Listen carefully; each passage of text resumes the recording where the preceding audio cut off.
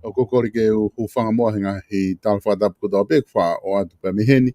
Talangata e te au whai ki tua mama o ka ata mua e whainga maari e koe ni ke hoko atuai mo polokalama ko ia FAFANGU o SAIONE.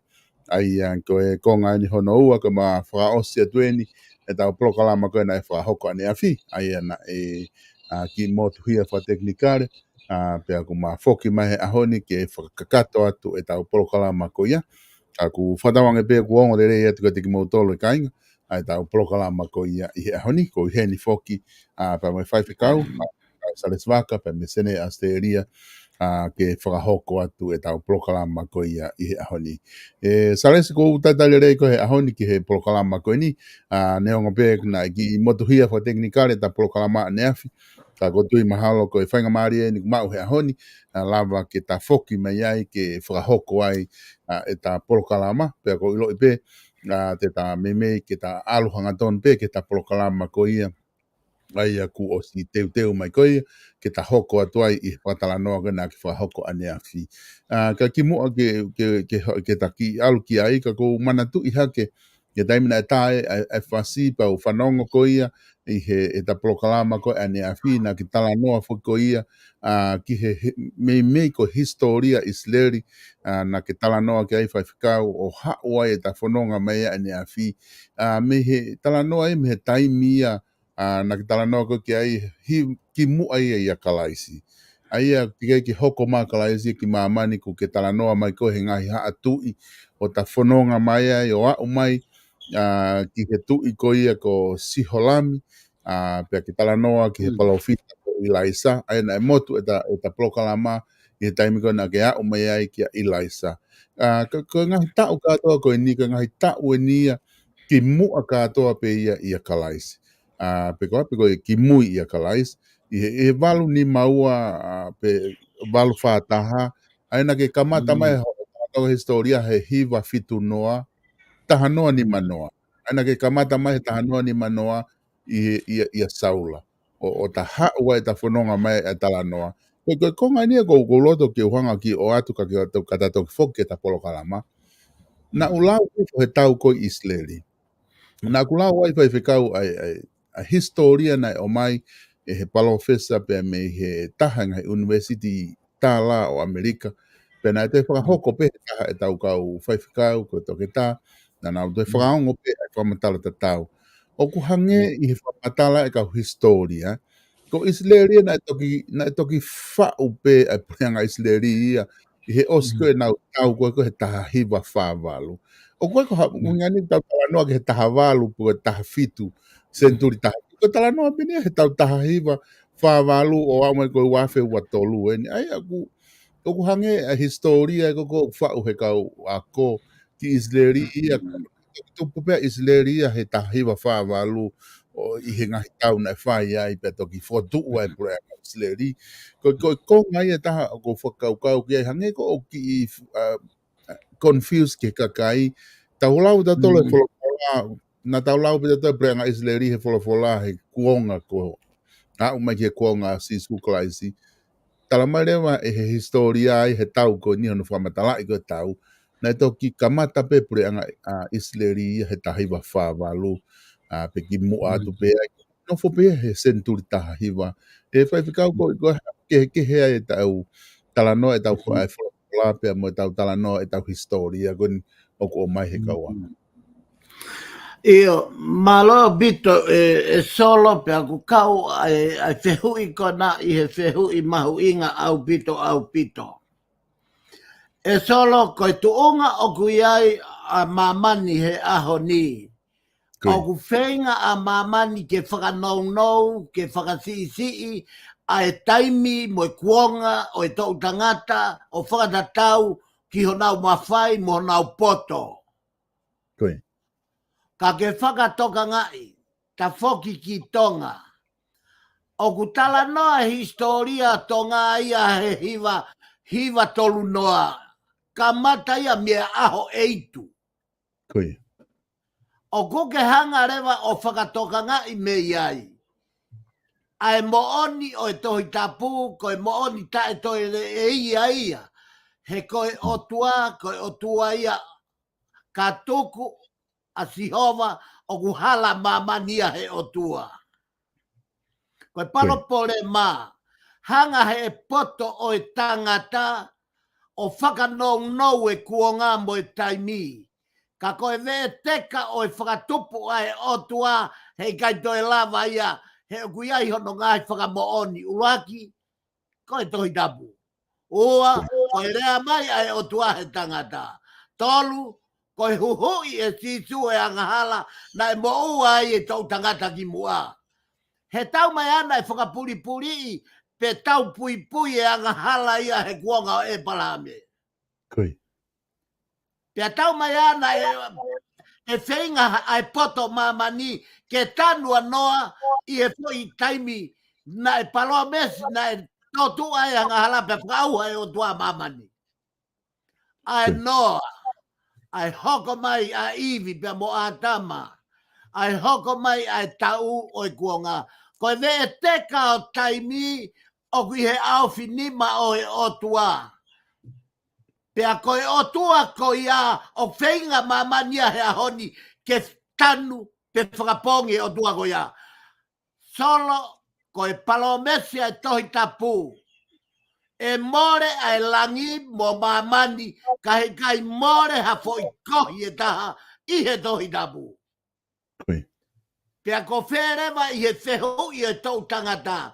Te ke tui ke tā hiwa whavalu, mo tā hiwa whahiwa o historia mamani, pe te ke tui ki hono langa ai otua he fumoana, kai whakahawhi ai whanau o whaanga, ka koe whanau Isleri. Na e hoko ia i he tau, ki moa ia kalaisi he tau e afe. Te koe senturi, ova ia he senturi. Pea oku kei mooni pe wholofolau au ke a hon solo. Ko e ku tari nou ki ai. Oku manama e o tua e wholofola. Pea ko e kupu i rea ko toa peo e wholofola. Oku o kui kai ha foi moni e tahe whau historia mamani. He koe tangata. Pea koe tangata unde whau e ne historia a honi matala. A pongi pongi mai. Koe otu au panga ngalu. O ku tuta e whakamai mai. Pea ku tu e otu ai a teia be. I hono poto, i hono ngeia, i hono langi langi. Sagalaia vai whawesi ono. O kui kai te tu haivi moha malohi. Ka kua tu he langi langi moha gloria. Koe taria solo. Koia. Ma hino apito ai tariku ke whakahoko mai whai whikau. Bako na huinga bena uki awhi ai ki ai kata toki hoko ate ta Polokalama. Heku mahu inga foki. Na ke o mai foki ho tari i he ta kamata koe ta sio ke he tau koe isilerina ke o mai tari mahino apito. Mi he wholofola mea e palahame pe kia aisake koe foha mari ia. Pea mo Ismaeli koe foha ia me whiwhine ngā we. Ismaeli rewa na ki whakahoa rewa ko Ismaeli ko kau Palestine ia, ko Isaac rewa ko kai Israeli ia. Ka kuhanga te seo kita ke historia fuki he ahoni i whaifkau. Hange nia kuhanga e historia ia o pehe ko Israeli ia kunau whakawhekiki holo he ko mea kunau tau ai mo Palestine ko ngaha na kai ki aha Israeli ia i he historia.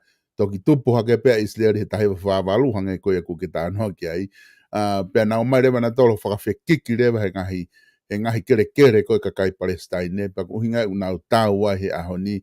Hange ia ku aslere ia Palestine. Ko Israeli ia ku hange koe kakai ia. Na kai ke pehe tau lau e tatoru ia. Ai talano ia e wholofola e whaifukau e. Koia, e solo koe moni au pito. He mana tui au talanoa hanga tonu e toi tapu ki e whai taimi na i kai kia ha otua. Koi. Ka koe whenga mai ai otua ke nea umai ki whokotuu hono pure anga i mamani ka koe loto e tangata. Te tauto e lava te ke i whewhe i fu otua koia.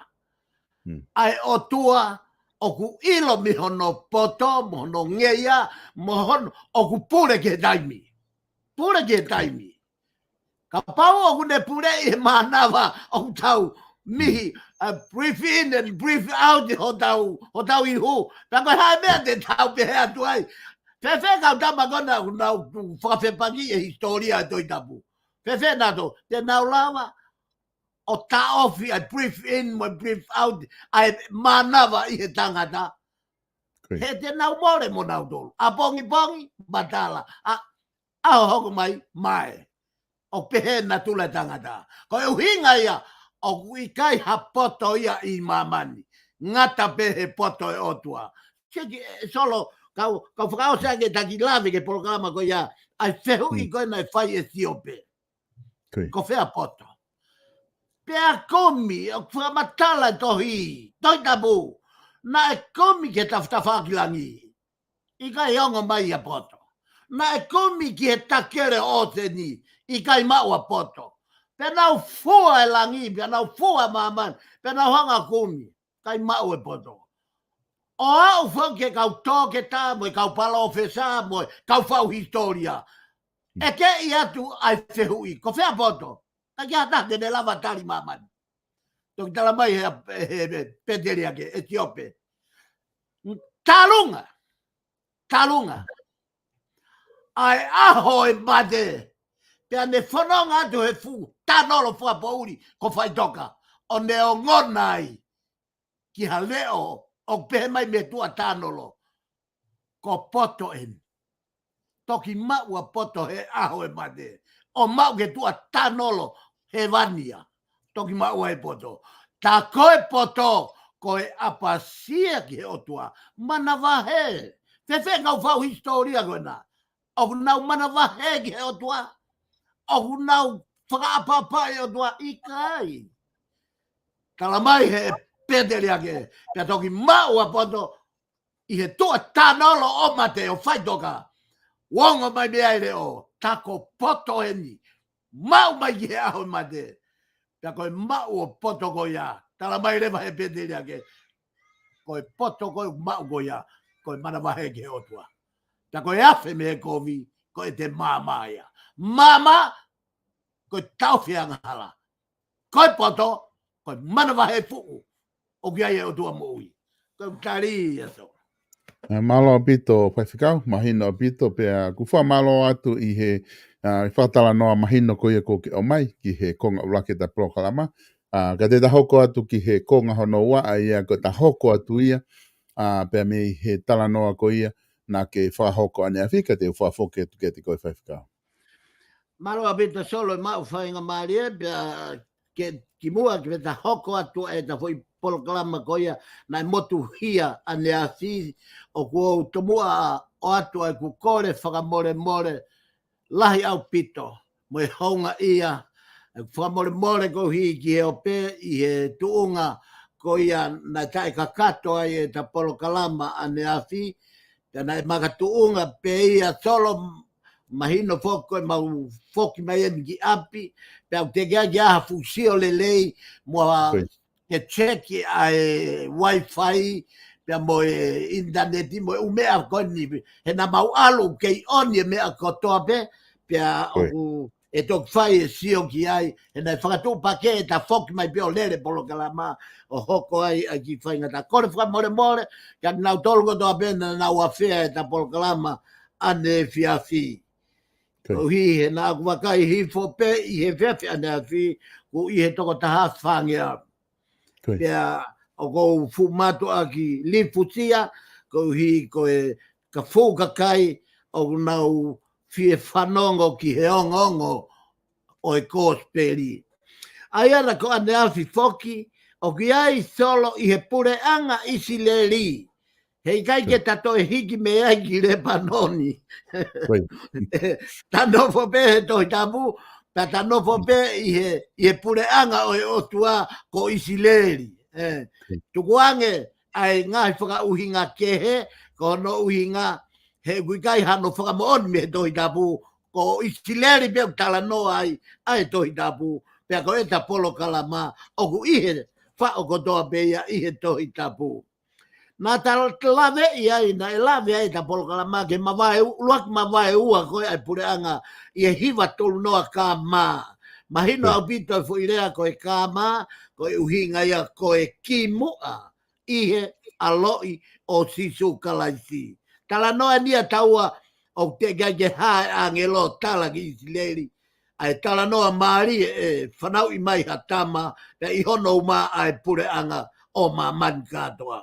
Kage ko mavulak mavai wa ko mavai wa kai ngai sleri ko hofi a silia ai ko hiva tolu noia o hofi hono wa o hofi he puranga o hofi e puranga toke lau e Papilone ai puranga siuta ie ni ono noia ke ono tolu ono noia ke ni matolu walu kama pe tutu moholoki mo fahi a fetuku pe mo nau e tembare ko e ono noa ono ki e nima tolu walu ka maia. O nau no populai. Sai, ko e nata hau foko o si hoa lami, ko e walu ni maua ke walu whataha. Lolo tonga ko e ni, ko pureanga mawai ua foke pureanga. Ia se lopo ame, i isleri, ka ere hopo ame i siuta. Humai rewa, ihe walu fitu wha ke walu nima tolua i laisia. Pe koe walu fitu nima ke walu wha walu koe taimia na ui aia i laisia. Koe fua palo fita eni e solo na e tutu oni e he otua ke hoko mai o tuu i he tawhaaki o he hatu i isleri ke nauhanga ka e tala whekau e otua i hono tataki e puranga isleri tala ki ne palofita pia whakaha he ne palofita ki e tui. Lolo tonga ko ia o ko si hoa lami walu ni maua ke walu whataha ko saia ko e walu whataha ia ke walu tolu nima ko e tui siuta saia ka e tui si hoa lami i isleri lolo tonga ko ia palofita ia i laisia. Hoko hake i he palofita. Ka mata whanonga koe ni, whanonga pe kua kakato. Neonga kua mawai ua pureanga. Neonga kua mawai ua pureanga o i he whai tūtū ni tai whakapoto ko ia o ne tāri e whare ia e tau tangata pe mo i tau tupu ka ne hanga o whakasitua i e ngahi whare i ai mātutua o e whonua. Ia hoko mai ai a ilaisia ko palofita ia. Hoko hake ai ko osi e palofita ko ilaisia, hoko hake a ilaisa. Walu whāwalu ia. Ai ana e pekia bea ilaisa i e walu whāwalu, whakanofo ai bea ilaisa i he tūtuni e o tua ke hoko atu a ene tala whekau ma ai hatu i. Walu whāwalu ia ke fitu hiwa fitu, aia aluhifo lewa me ai kia hatu i na tala ngata i a si hoalami, walu ni mawai ke walu whātaha, hoko hake ai he tui Israelia sehu, ko walu whātaha ia ke walu tā whā. Si hoasi, ko walu tā walu ke walu noa whā, lolotonga ko ia kua uia si oeli, ko palofita ia ma Israeli. Aia ko walu whā noa ia ke walu tolu noa, lolotonga ko ia tui siuta, o ku tui siuta ia a saya pia mo atalaia pia mo soasi pia ama saya i valu i fitu hiva no ke fitu noa aia ko foi tui Israeli e taha ua tolu fa foi ha tui siuta e fa lolotonga palofita sioeli pia lolotonga ko ia ko ha tui e tolu i he pureanga Israeli. Hoko hake rewa i e hiri o soasi i e walu noa no ke fitu hiva tolu. Hopo haka se lopo a me ua. Ko e fitu hiva tolu ia ki e fitu nima tolu. Lolotonga e tui Isileri a se lopo a me ua. Kuo ngona, kuo hoko, kuo pani a siona ko e palofita. Aia ko fitu walu ni maia i he tunga whakapalofita na e uia i a siona na ngau whakapalofita siona he fitu walu ni ma ke fitu ni ma. Lolotonga ko ia o kutui a usaya i siuta ko fitu hiwa waia ki e fitu whanoa. Kai se lopo a meua i fitu hiwa tolu ke fitu ni matolu i Israeli. Hoko hake e tu Israeli, hiri a se lopo a meua, na ia ngai whai ngata alahi au pito he tu i koe ni. He koe tu i eni na e hanga e he tu i koe ni o whaka a tā ai ngahi o tua tamapua ai tori o tua peari ko dobe. Ki Israeli. Pena e kau ene waha taimi whai ngata e historia e puranga Israeli. Na ne whakatopo ai fuhou hau lahi au pito i he otoa. Hoko hake ai e tu i hiri a se lopo a meua, hoko haka sakalaia. Sakalaia i he tau fitu ni maua. I he tau fitu ni maua pe, to e pekia ia i he tau tatau pe, kai hoko haka salumi. Fitu ni maua i pe moia. Pea hiri a salumi pe hoko haka rewa e tu i koia ko Menahemi, hoko haka ia peka ia, peka pe Hosea. Ko ne osi ia a e tau tangata o e hatu Israeli.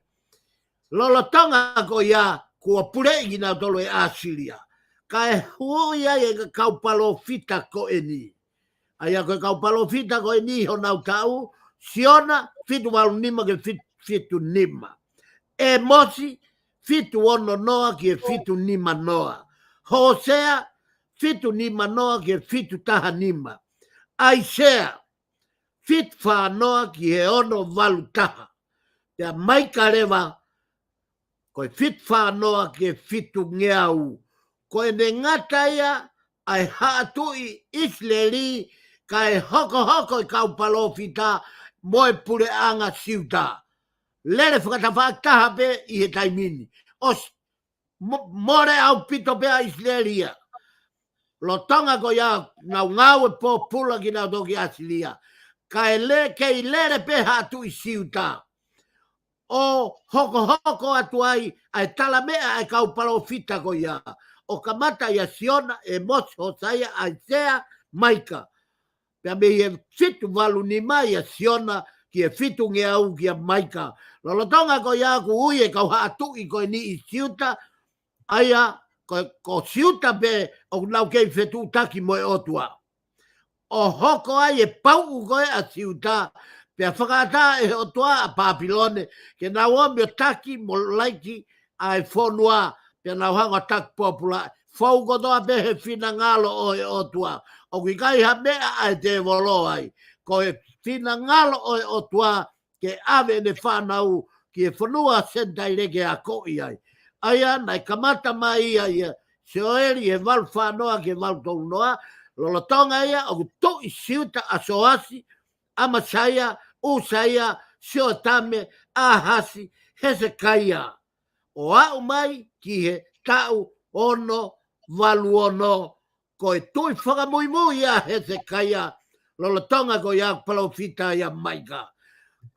Pea hoko akarema tō e pureanga, tō tu e whaianga hala, ai whanau siuta, pea ui ai, a Nebuchadnezzar me i Papilone ke na hu mai o tak popula e whanau. Ko e more anga ia e pureanga siuta, pea more mo e pureanga Israeli, pea na e tok whakafoki mai ki nau tolu i e nima valu ono. Toki whakafoki mai ki nau tolu i e nima valu ono o to e hoko atu ai ongo pureanga koe ni i e whatomala pea moe nau tari i he lolou e finangalo e o tua a e ne ofa he ne whanau pea magatou ngai hono whafoki nau tolu. Koe tōgo a se sarema ki Papilone pea mo tutu i he ono no ano ke nima tolu malu pea mo hono tutu koe pea ave ki nau tolu no popula ono no ano ke nima tolu malu lolo tonga ko ia o kui loto e o tamaiki koe ni na ataki a Daniela kono tau ta fitu ia. Pe ataki leva pe mo iskeri kono tau fitu ia. Pe koe ongo tangata eni, ongo ki tamaiki ene toka ua na e ui hanga tonu he o tuaki loto pilisone ki Papilone. O ne oange ki ai hono finangalo ke kamata ene tala mea he ngahi misi, pe mo ngahi kikite na e whai koe e Nebuchadnezzar. Kamata ia Daniela he ono noa ni magi ni mataha ono. Pe hoko atua ia iskeri e nima hiwa tolu ki he nima fitu taha.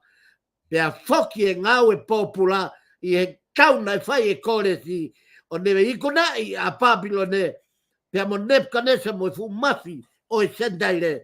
Pe a whakata arewa e koresi i longa nau tau fia foki ko nau whanua tupa ngaki Israeli. Ata e halake nau foki. Pea matunga e nau foki. Ai ni ihi, kai nofo pe ni ihi. Kua nofo lata ki nau tolu i Papilone. E solo.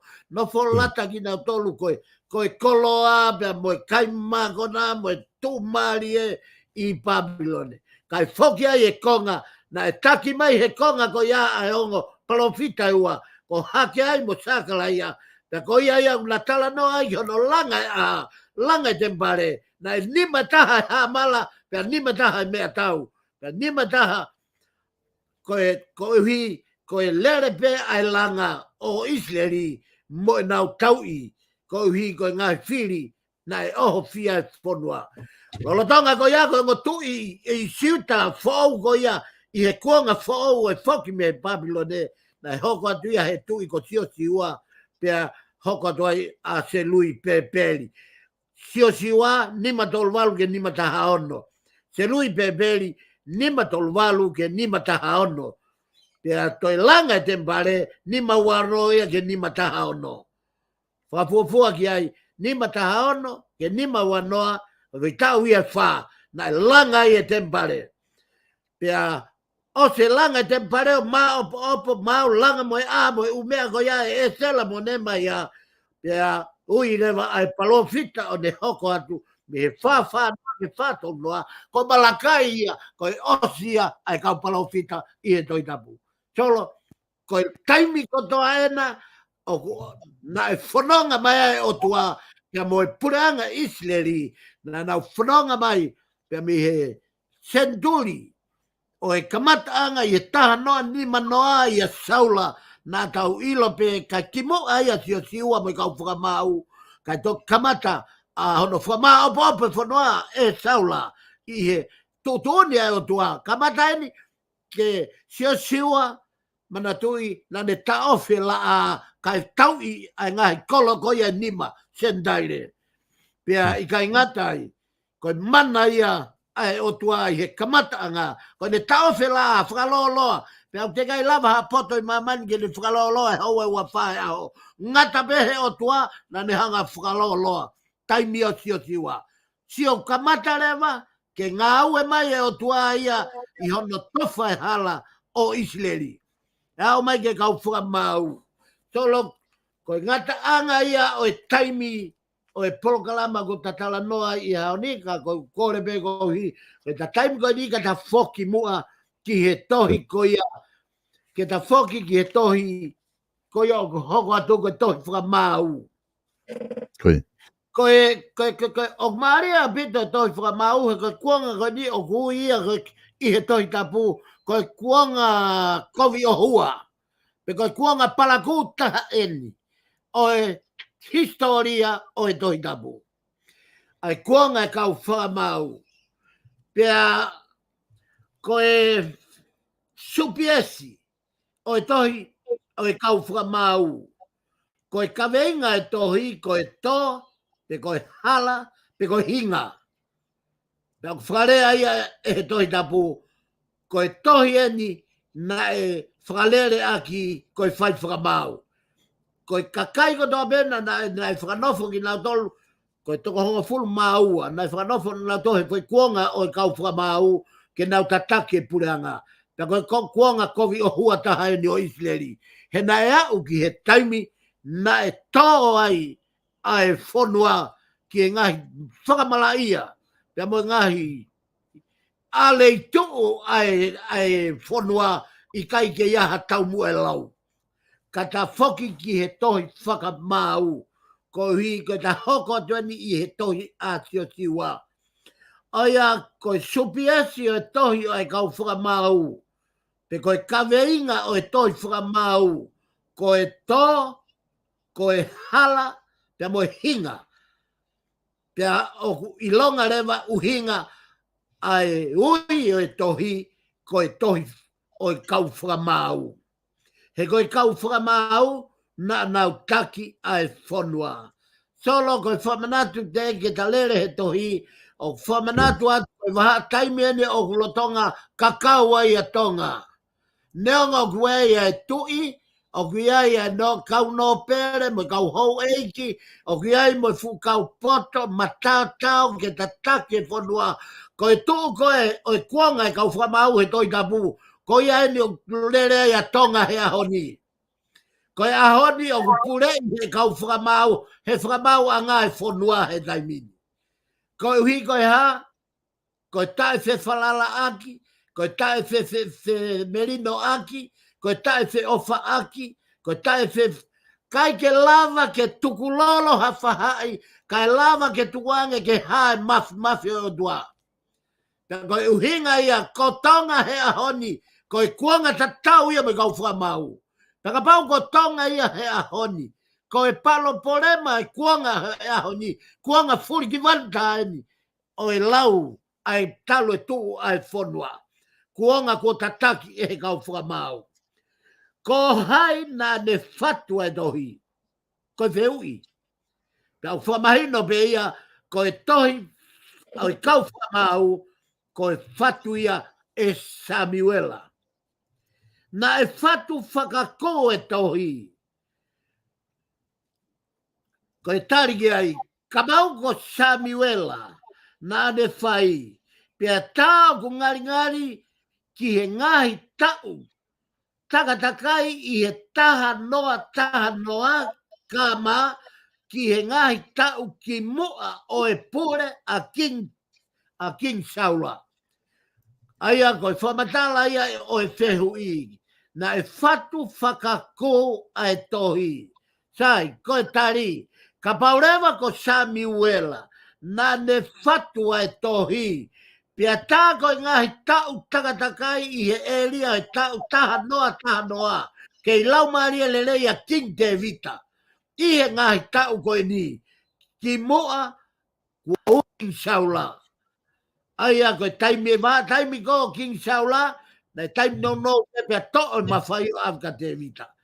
Ko haina ne to'o he otua. Nai kai koe to'o e saula, nai kai koe to'o e whakamau. Ko e to'o e he otua. Kuanga gurea ki aia e tohi, o ku mawhola a e tohi koe ni. I he tau e tolunga ua noa. Pea me he pekia a siosiwa, ki he pekia a Samsoni. Whatonga e Samsoni, ko Samsoni, ko e whamau ia hono hongo fulu mātaha o e kau whamau, o e tohi koe ni. Aia ko e uhinga ia tau loloa pe ai tau e tolu nga fulu, e tolu ia ua noa. Pea me he pekia a siosiwa, ki he pekia a Samsoni. O kui loto ai a e kau whamau ia e toko hongo fulu. Kai ke, ko lave ia ki ai, koe nai fatu e tohi, ka paureo ko Samuela, pe nai fatu e tohi o lolo tonga pura King Saula. Kuonga kurea ki ai e tohi o ma fola, i e tau e tolgi au anoa, mi e pekia si o siwa, ki e pekia Samson. Ko haina nai fai ki ai e tohi, ko e tohi e kau whamau. Ko e tohi historia mo eni e taha, ma ai kakai Israeli. Ka oku i kai whakamahino, ko e tohi hanga tonu ki he kau Israeli. Ka oku whakamahino e he tohini, ko e tohi historia pe ia. Pea ko e historia ko ia, ko e konga lahi taha, o e ngai historia ko hiki, whakauhinga ko toa pe ki e whanau Israeli. Ko e tohi kau ki he ha, te huia. Ko e tohi o kau ki ha. O kune hoko atu, a e talanoa o Israeli. Hiri e nau no foi a e whanua ko kenani. Pea ne whakamatala kau ki he nau ngahi a usia. Lolotonga e taimi na e ikai iai ha nau taki mua. Malohi. Maa nau pura ngā pe whakaluku fua. Ko e ni ihi pe o ha kau tangata. Moi kau fefine. Na nau hoko ko e kau taki. Ki he ngahi matakari e ni ihe ngahi matakari o e whanau Israeli. Na e ui ki nau tolu ko e kau taki pe ko e kau whakamau. Ko e uhinga talanoa e ni, lotonga lere ni he toi whakamau. Ko e mo ni i mea ke whakakau ki ai. O mai he whakakau ko e ni ha mea o mahu inga. Ke tau ki mahinoi ai tuunga ko ia. O ku tau tō, mo e anga hala e tangata, ko e tau tataki, ka e tau hanga e he kātaki ai otua, mo e ne kelesi o puke, ai fu hau ko ia, i he tōtu e whai anga hala ai whanau a Israeli.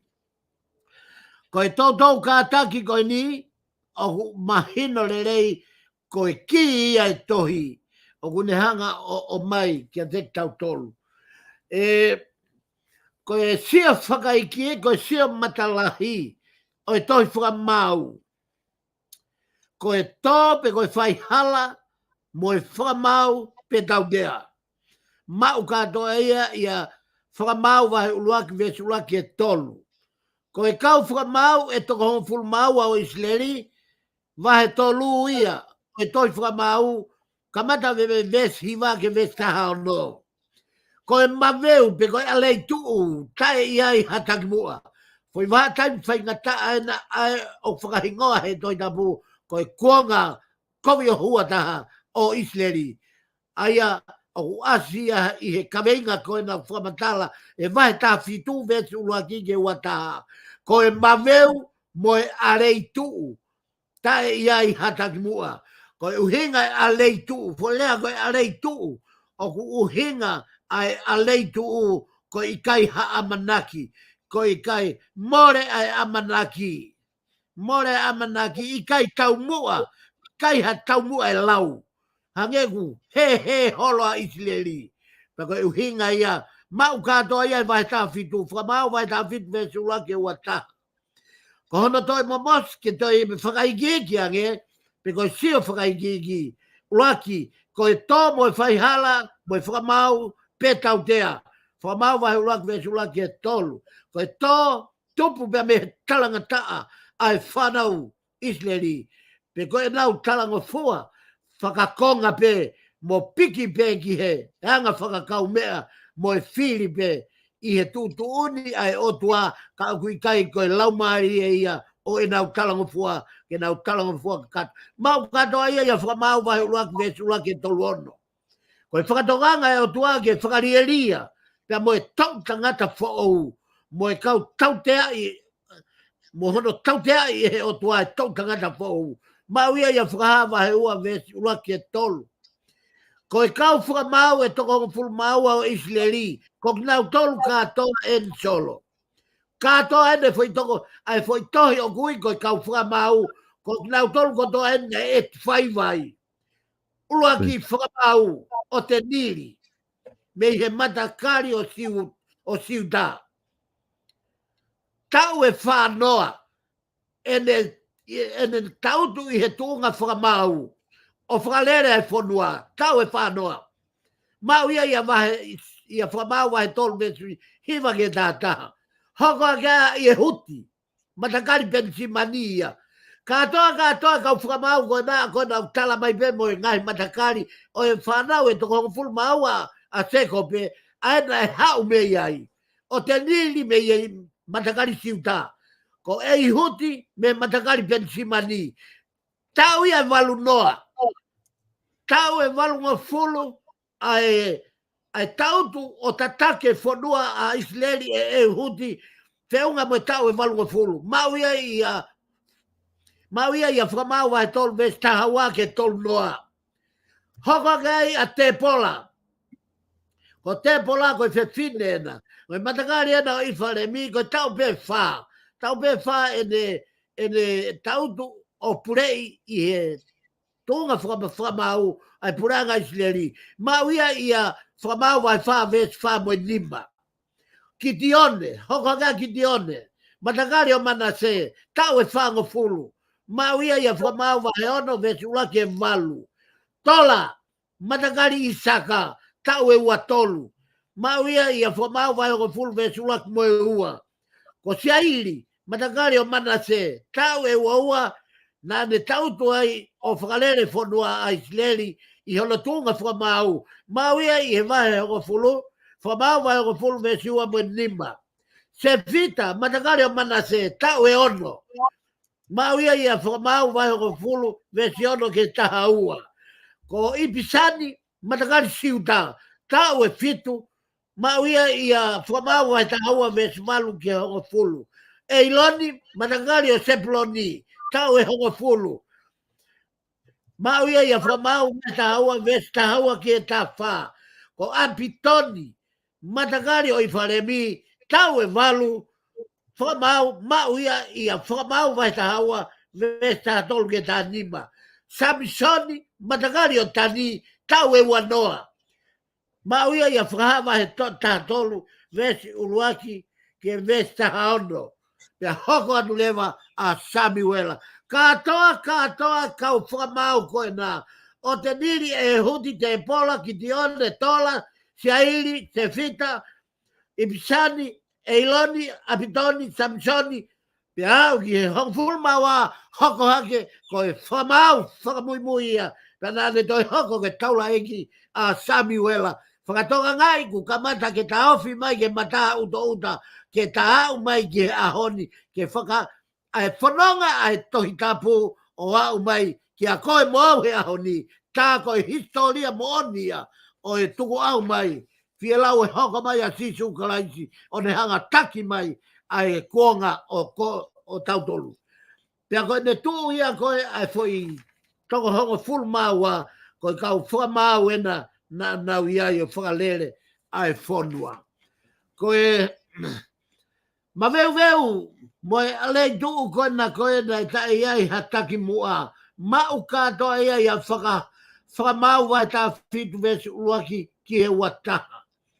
I e maui whakalotu, ko e foi maui ena e tolu na e mate au pito he kuonga o i kau whamau. Ai foi maui la lahi e tolu ko e na o e whonua. Ko e maui whakalotu. Na kai ke toi mau ha maui i a tauhi ki a Sihova e foi taimiko ia. Ko e tauhi ai tori mo e tauhi o tua tampua. Ko e maui whakasosi anga whakarieria, na kai toi mau ha po ianga tau e taha. Mau ka toi he vai tahiwa. Whakamau vai tahiwa vesi ulaki ki e ua taha. Ko tauhi ai tori, mau ia tafitu, e whakamau vai tafitu vesi ulaki ki e ua taha. Pea moe maui whakapure anga. Whakatonga ngai, ai foi maui whakapure anga no mahu inga. Ko ta toa ha ke pe foi maui kona kai kau whakamau o li i atu ki tonga. Ko ia kotoa pe ku hoko i tonga. Ko e foi maui whakapure anga mo e tatake pure anga. O whakamatala toi whakamau. Ko e tau whaloto whanua pe. Tau i he rea, tau i he tau kape, tau he ulunganga, ta e tari. Mea kotoa pe. Hiki sia e whanua. Ma vahe whanua ia me otua. Pea hiki sia e tangatahe. I he poto, mo e koloa, mo e paanga, mo e nau. O e auha. Mau katoa ia e toi whakamau vahe wanoa vesi ula kike wataha. Ko ne katoa ia solo a e ta toi whakamau. Ta mohono ngahi whaingataa. Ta mohono kau tataki o hono tau. Mo e lahi e fuoloa e ne i he sea ai o e whakamau o taki ai whanua. Mohono ngahi nunua kovi. E solo pia koe katoa ia o e polokalama o e ahoni na e toi me ane awhi kua ta whakakakato kotoa ia i e ahoni. Kau whakafoki atu solo, malo apito. Malo apito, whaiwhikau pia kuwha malo lahi atu i he polokalama ko ia ko ta whakakato e ahoni, ko e taha ene ngahi puipuitu a mga historia mahu inga au pito o kwhia mao. Ki tau tolu kau kuarista ane, ki tau iloi. Tata fito ki he kuonga koe ni. E whaifkau koe ki aha whehui e o mai pe me kainga koe au na mui he polokalama. Ka te o atu ka te koe ke whakakata ta polokalama ki mua ke ta mawai. Ia malo solo koe hi koe ki taimi koni o ku toe, mahino pe toe pe la ki minite nima, pia o ku mahu inga au pito ai fola. E solo koe tū koe i he kuonga koe ni, pia tau mai a ku pūri, he tau mamata kotoa pe, e whakamaman lahi, o ku mo veu ai potu kotoa pe i mamani. Whamanatu he pure he ta polokalama, mo foki ke toi tapu. Ave ai toi tapu ki he loto family. Ke a koi ai family ki he loto mooni. Pe kai ngatai, pe au mahu inga ke toi ave toi tapu ke ngai society. E solo koe ku whakatoka ngai, koe whare area. O whakatatau, whamore pe ku lawe ki he tawhai koia o e politikare, ka ko uhi koe ku whenga pe ke whamanatu atu, ai mahu inga o e tō wholofola na e whai e he tu i. Ki he kau no pere mo e kau hou eiki o e whonua, ai na e ui ki nau tolu ke nau whakapalanisi, pe te nau wharei, ai whonua, kai tau te whito ki he taloni pia mohono whare, ai mahu inga ke nau ke merino e whonua. Ai aga mea ko uhinga ki ai, ko mea ko uhinga ki ai. Ko hui he ko kupulea na e tōpia me he tui, me he tāwalu fitu ni ma. Ko ki mou tolu eni, i he whare area. E mauai ai hala ko e monu ia ke whonua, pe ko e mala ia ke whonua. Ko e onga foi halanga ko e ni e ua, ko e whakamanatu ia ke whare. E solo, ko e whare area, o ki ai ai toka te rine who ia, o ku ne whakatupu e longo a i he whare. Pea o mahu inga, o ko loto toa pe ke lea tu aki pea me polokalamani, ko no inga ko e polokalama e whare rei lotu. Koe ho ai kawa malohi ki he kau me mipa e whare. I kai, koe whare area to ngā makehe ia. Mea toi whare area i mamani. Koe whare area o to ngā koe tohi tapu. Tohi tapu. Koe tohi tapu. Koe tohi tapu.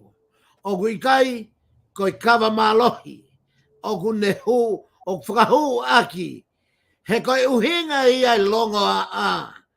Koe uhi alu kehe mea te whakaukau i. Pea alu e te o to ata mai he halanga kehe. Hala kehe, kai talanoa atu o to urunga ngā o ta ihe hala kehe. Pea o kui kai koe kawenga, koe whare area, koe whaamuke whare area. Whakamaa me mipa whare area ko toa be. Mei he kawa malohi. Pea mei he whea waki. Pea moi paanga uri. Foi mea lalahi ia ke mau he tangata whare area. Pea kou toa peke urea aki i he o pe. Koe ku motua ko ia o e ku tahe he ngahi kui. Ko moriton finau. Ae i loa aki ai fisi hoi.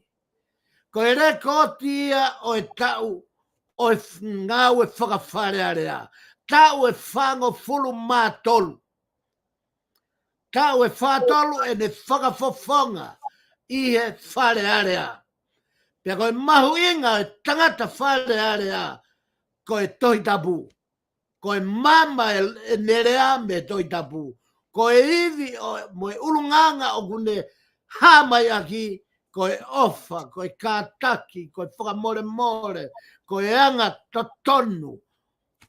Pea e hoko e toko taha ko ia e pekia pe ia i he whare area. Pea koe uhinga ia o e kulea pe he i he mahuinga e ta polokalama i he ahoni koe whakarerei lotu. Koe tā e whafangu e whakarerei lotu ki e whanua katoa.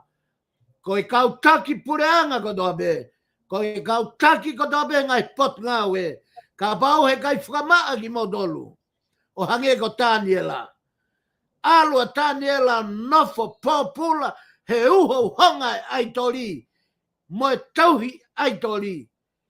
Ka nai kai ke uri hono longu tu e he kawa malohi. Pea nai kai uri hono atamai aki ai whahinga olga holo mo hivi. Whakate volo ko ia e kawa. Pea koe taha pe ia i he kore pea me he Polokala ai mahu inga o e tangata whakafofonga whare area ke ne hoko mua ko a toko taha hange ko Taniela ke ne lava whakahai e ai maui hono o tua i ha uho honga o haka kai mua pureanga tauhi o tua ai tori. Tolo ko e whakakato pe ia e ta programa i he ahoni ko o whaatka ki mo tolo ko to pe mo wawhea mai e tau Polokala ko ia o e whafango SAIONE i e pongpongini. Whamalo atka koe solo pe mo whai melenga e Polokala pe ko whawhoki atu kai malo au pito. Malo a pito, whaifikau, pe ko whamalo atu he lava rei koia, ai konga hano wa ta Polokala ke whakakato Polokala ane afi, whamalo atu ka tiki mo tolu ko tau pe ka whanong, ko mo muiaki mai tau Polokala te mate whoki mai pe Polokala koe ni, whango SAIONE i taim tatau pe hoko ai taha, ho ata i Nuslani, i he pule lulu ki ka hau, ka mo mea. Solo